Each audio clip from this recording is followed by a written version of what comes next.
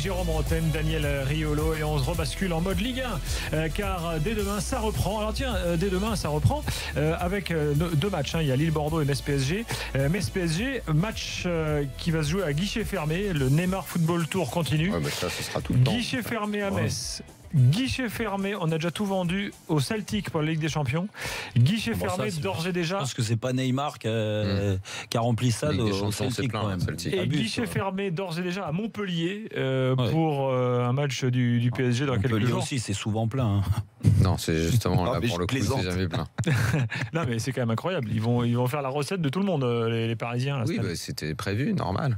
Tant mieux pour ces clubs. Et je précise pour être complet que demain, il devrait y avoir l'attaque, le fameux trident Mbappé. Cavani, Neymar. Alors ça, là on est en plein dans la théorie. Ma fameuse théorie des chaussures neuves. Et les mecs, tu peux la rappeler, ta théorie des chaussures neuves? Vu le prix que t'as mis pour acheter ces mecs-là et tout, faut vite les montrer, quoi. Voilà, dès ta première soirée. Que des fois, les chaussures neuves, ça donne des ampoules. C'est ça, parce que les mecs, ils sont dans l'avion. Cavani, il est arrivé hier. Neymar aussi. Cavani, il y a un point d'interrogation quand même. Moi, j'aurais pas trouvé ça dingue que qu'Emery demain fasse jouer devant Draxler, Mbappé et je sais pas si Lucas est opérationnel. Lucas, il m'en manque peut-être un, mais enfin bon, bref, et qui partage par exemple le reste avec deux autres joueurs. Lucas c'est dans le groupe, je l'ai sous les yeux. Et alors voilà, parce que mardi tu joues en Ligue des Champions. Il a prévu de faire tourner les latéraux, il a prévu de faire tourner au milieu aussi. Moi j'aurais fait tourner dans ce match-là. Je rappelle que Verratti est suspendu et Pastore est blessé. Ils ont l'avantage de jouer vendredi. Mais bon, tu sais, le déplacement des mecs, ils ont atterri hier quand même. Moi, je sais pas, je pense qu'il aurait pu faire tourner, mais bon, là, comme t'as les pompes neuves, là, faut les mettre. Allez, on va parler de l'OM maintenant, messieurs. Jingle Bribois, tout de suite. Le jackpot, messieurs, dames! Gilbert Bribois, il est là? Nous avons décroché le jackpot! Oui, alors l'OM a fait un bon mercato. L'équipe sur le papier a de la gueule. L'équipe type, je la rappelle, on peut s'amuser rapidos, Mandanda, donc Amavi et Sakai sur les côtés, défense centrale Rami, Abdenour, Luis Gustavo et Sanson, et 4 joueurs offensifs qui peuvent être Germain et Mitroglou, plus sur les côtés Payet et Thauvin. Non mais c'est quand t'as tout le monde. Quand t'as tout le monde, c'est cette équipe-là qui peut. Tu peux l'appeler par son surnom, Mitroglou, s'il te plaît. Mitroglou. Voilà. Parce que tu voulais que je mette Evra à la place d'Amavi, c'est ça? Non, je parle pas des joueurs, mais du système. Je te fais l'équipe qui pourrait être. Et il a envie de faire l'équipe rêvée, Gilbert Bribois. Voilà, oui. Voilà. Sauf qu'il y a quand même un point d'interrogation. Oui, il y a Rudy Garcia. Non, mais c'était pas lui que je voulais. Ah, d'accord. Mais bon, on peut en parler tout à l'heure. Moi, je mets un point d'interrogation sur la défense centrale quand même. Parce que Abdenour, on est sûr de rien. Il a très peu joué l'année dernière. Il était blessé, certes. Il a même joué latéral gauche à certains moments l'an dernier. Abdenour depuis Monaco. Et Abdenour à Monaco, il a fait une grande saison, mais rappelez-vous que Monaco jouait cette saison-là assez bas. Et Abdenour, il n'avait pas forcément besoin 15 fois par match de se retourner, de sprinter et tout. Là, que va-t-il se passer? C'est vrai que le Garcia de l'OM de Garcia joue super haut, quoi. T'as pas des. Non, mais. Tu vas toujours à Garcia. Mais non, mais excuse-moi, mais je regarde les matchs. Tu les regardes les matchs de l'OM? On va voir. Bon. Mais Garcia, Rami et Abdenour, c'est pas les mecs les plus rapides du championnat aujourd'hui. Moi, je sais pas. J'attends de voir quand même au niveau défense ce qui va se passer. Amavi va-t-il prendre la place rapidement de Patrice Evra? Evra va-t-il rester dans le mode mauvais Evra du moment là?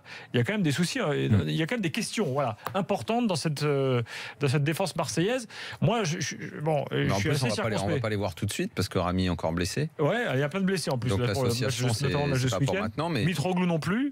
On parle même d'un mois pour Mitroglou avant qu'il puisse jouer. Ah, je pensais que c'était 15 jours. 15 jours au mieux. Au pire, un mois. Donc le gars est arrivé blessé. Ah non, il démarre pas la Coupe d'Europe avec Mitroglou? Non. Ou alors. Non, mais on démarre pas. C'est la semaine prochaine. Et Payet, il revient quand? Il va revenir quand même là. Non, Payet, c'était prévu déjà qu'il va jouer. Payet est dans le groupe pour dimanche. Parce que ton avis concerne la charnière centrale. Oui, principalement. Là, je voulais et la défense. Oui, mais il y a deux points.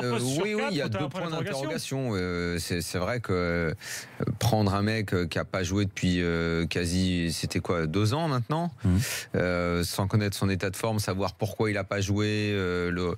Mais je crois me souvenir que avant qu'il soit bon à Monaco, on s'était également posé beaucoup de questions sur lui. Il a été assez inconstant dans sa carrière, avec parfois des trous de plusieurs mois. Donc, n'excluons pas qu'il soit complètement relancé et qu'il redevienne bon. S'il a le niveau qui était le sien à Monaco l'année où ils étaient allés en quart de finale en Ligue des Champions, non, quand ils éliminent Arsenal. Ouais. Voilà. Pourquoi pas, et espérons en tout cas pour l'OM, mais c'est vrai que je comprends ton inquiétude et le point d'interrogation que tu mets à côté de lui, quoi. Et dans l'association avec Rami et la lenteur de la charnière centrale, ça oui, ça je pense qu'elle sera lente, la charnière, ça oui. Oui, bah ça de toute façon c'est ça, pas. Ils vont pas se coller un moteur au cul, ça c'est sûr. Moi, je suis pas forcément.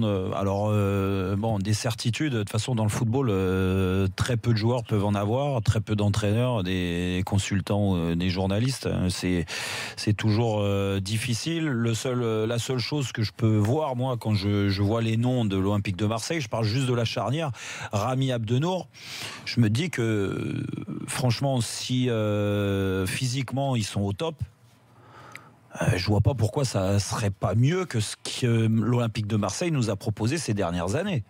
Il faut se souvenir quand même que Abdenour et qu'il est free et que c'est pas mieux que Rolando, t'es dans la merde. D'accord, mais bon, je pense pas qu'un joueur. Alors après, l'expérience à Valence me donne pas raison de ce côté-là. Pourquoi il a pas joué? Pourquoi ceci, cela? Après, je sais aussi par expérience que quand tu vas à l'étranger, il y a des pays, tu t'acclimates facilement, et d'autres non. On pointe un petit peu plus du doigt la recrue qui vient d'arriver quand ça tourne pas bien, il a fait 2 saisons quand même. Hein. Oui, mais plutôt que le mec qui est là depuis 5-6 ans. 13 matchs l'an dernier. Bah oui, mais 13 matchs, c'est très peu. Sur toute une saison, t'imagines. Tu veux dire qu'il sera frais? À l'arrivée, moi, ça me dérange pas. Moi, je l'ai entendu. Il a l'air d'avoir envie. Il a choisi l'OM plutôt que d'aller dans une destination un peu plus exotique. Du moins, c'était même la Russie, je crois. Zénith.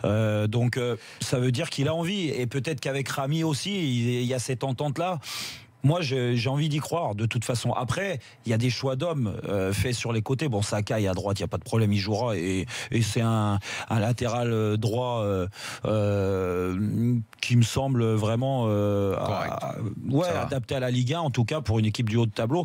Et puis côté gauche, il y aura un choix à faire entre Evra, l'expérience. S'il est lui aussi physiquement bien et s'il s'améliore dans ses prestations, je vois pas pourquoi il jouerait pas à la place d'Amavi. Et Amavi, ils l'ont pris pour se relancer, mais par contre là, l'incertitude. Ça fait quand même beaucoup de monde à relancer. C'est ça le souci. À relancer, c'est pas à relancer Amavi. Amavi, il a tout à prouver. Je suis désolé. Amavi, il est parti en Angleterre. Ça n'a pas été non plus le joueur qui a excité tous les clubs.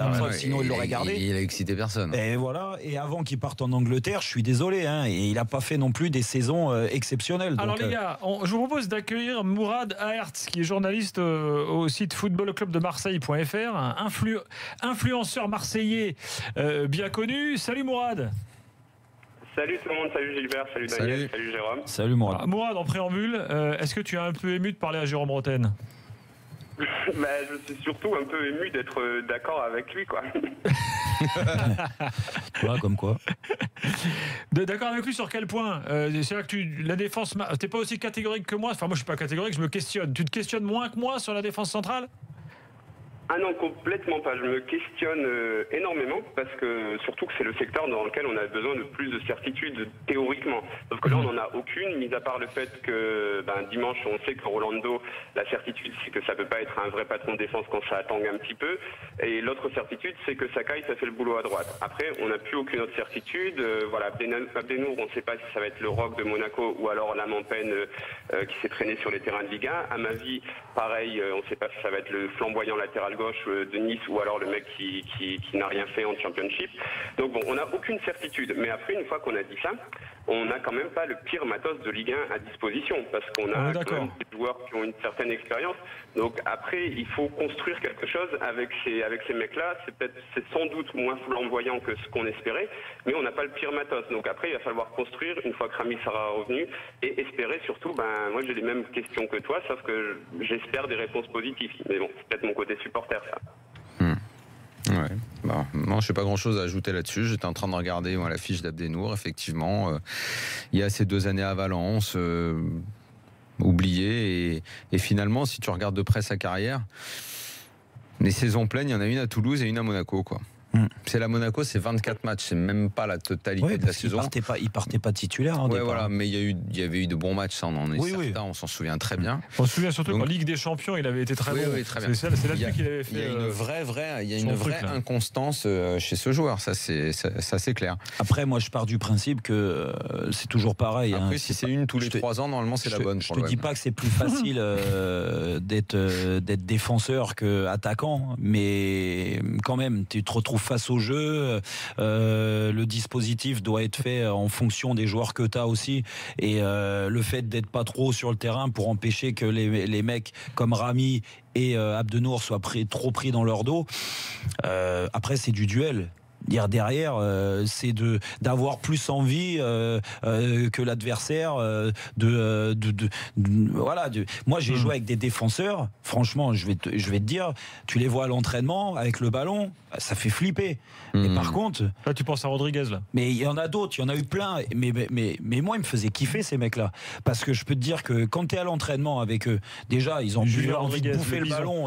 Alors que toi, des fois, tu joues un petit peu ta starlet, tu dis, oh, j'ai pas trop envie de montrer aujourd'hui, tu lèves un peu le pied, mais eux ils sont toujours au taquet, et sur les matchs je peux te dire que dans le vestiaire, c'est eux qui te bougent tout le monde, et à l'arrivée c'est vrai qu'après avoir du caractère ça aide aussi, ça peut compenser certaines exactement, surtout du côté défensif. Je te dis, avoir du caractère offensivement parlant, techniquement ça va pas te... Si je peux me permettre. Ouais, Mourad. Ouais, si je peux me permettre aussi, il y a aussi l'envie avec laquelle il vient, Abdenour. Ça peut paraître un peu bateau de dire ça, mais ça ne l'est pas. Là, Abdenour, à la conférence de presse de présentation, il a l'air d'avoir très envie d'être à l'OM, il a l'air d'être heureux d'être là. Oui, non, mais ça, c'est sûr que c'est un plus, hein, t'as raison. Hein. Je me base aussi sur des trucs, je sais peut-être ça va sans doute faire plaisir comme référence. Daniel Clough et Peter Taylor, ils prenaient donc le duo d'entraîneurs de Nottingham Forest qui a mis un petit club en haut de l'Europe pendant 2 ans. Ils prenaient souvent des mecs à relancer, des mecs qui étaient heureux de venir dans leur club et qui avaient une certaine dette envers le club. Donc c'est un peu ce que j'espère avec Abdenour après, parce que là, tu vas chercher loin la référence, elle est belle, mais bon quand même. Mais vous vous êtes, Mourad, vous vous êtes un petit peu enflammé sur ton site là. C'est sur ton site qu'on a écrit que Rami Abdenour, ça peut former une des plus belles charnières jamais vues à Marseille. Je pense pas que ce soit sur notre site. Nous on nous reproche plutôt d'être. Alors attends, je vais te retrouver ça, mais il me semble que oui, moi. Footballclubdemarseille.fr, c'est toi, non? Oh, bon, c'est pas moi qui l'ai écrit en tout cas. C'est comparé à Boly-Moser. Ouh là là. Ah oui, là ils sont allés loin. Attends, si tu veux, je te balance le nom. Laisse-moi 2 secondes, je vais te balancer le nom du mec. C'est un scandale quand on sait qu'avec Franck Leboeuf est passé par là quand même. Il aurait dû être au-dessus. Avec qui il faisait charnière Leboeuf l'OM? Avec Van Buyten. Ah bah oui, exact, évidemment. Maillot Khalifa Airways. Heureusement qu'il était avant de Buyten. J'arrive pas à trouver l'auteur de l'article, le nom. Mais je le vois sur ton site, le Football Club de Marseille. Sinon, Mourad, vous avez perdu Ubocan, hein. Oh merde. Eh ben moi je trouve, enfin c'était pas un très bon joueur, mais je trouve qu'il y a qu'on a été beaucoup trop sévère avec lui parce que c'était un mec qui avait un peu une dégaine, qui payait pas trop de mine comme ça, et puis on lui a fait payer beaucoup trop de choses. Par exemple sur le match contre Monaco, tout le monde lui est tombé dessus, alors que c'est peut-être le moins pitoyable des défenseurs sur ce match-là. Doria, Rolando, des mecs comme ça, ils échappent beaucoup plus à la vindicte populaire. Je parle même pas de Certic, monsieur Valeur Sûre. Par contre, Ubocan, lui, on pouvait lui taper dessus facilement. Et puis donc, voilà, il s'est beaucoup fait taper dessus, beaucoup trop à mon goût. Et c'est pas un très bon joueur, mais c'est loin d'être le plus grand titre qu'on ait eu à l'OM. Ubocan, il a signé à Trabzonspor aujourd'hui. Voilà, donc il a quitté Marseille. Alors attends. Donc sur votre site, vous avez fait peut-on comparer la charnière Rami Abdenour avec Moser Boly? Oui, non. Fallait voter. Et alors t'as le résultat? Ouais. Oui, si j'appuie sur oui ou non, j'aurai le résultat, c'est ça? Appuie sur non surtout. Appuie sur oui, c'est bon, Daniel. J'ai fait oui. Une femme est apparue. Et en fait, est-ce que il vous arrive de reprendre des articles? Tous ne sont pas signés par des gens de chez vous, c'est ça? Non, c'est... Ah, parce que je vois en fait source La Provence. Ce qui, dans ce cas, pourrait s'expliquer. Et puis la charnière Bey-Mdani, excusez-moi, celle-là aussi, elle était quand même pas mal. Voilà. Bey-Mdani, écoute, franchement. Oui, parce que tu vois, là, Boli-Moser, il faut peut-être les laisser tranquilles, il ne faut pas trop les emmerder non plus, non ? Ouais, non, mais je pense que là, j'étais pas. Aujourd'hui, on a tourné une émission spéciale tactique avec un mec de la région, donc j'étais pas du tout sur le site, j'étais sur autre chose. Ah, vite, il faut que tu reprennes les choses en main. Reprends les choses en main, Mourad. Parce que le sondage, est-ce qu'on peut les comparer à Moser, Boli ? Bon, en tout cas, Mourad, merci beaucoup, Mourad Hertz. Merci, Mourad, en tout cas. Football Club de Marseille.fr. À très bientôt dans l'after. Salut à toi. Merci à vous. Bye bye. Avis de Jérôme dans quelques instants. Et comme on est en mode Ligue 1, Jérôme veut parler de Saint-Etienne et de Rennes dans le même avis, dis donc. Ah ouais. Oh là là. Un truc de fou. Allez, à tout de suite dans l'after.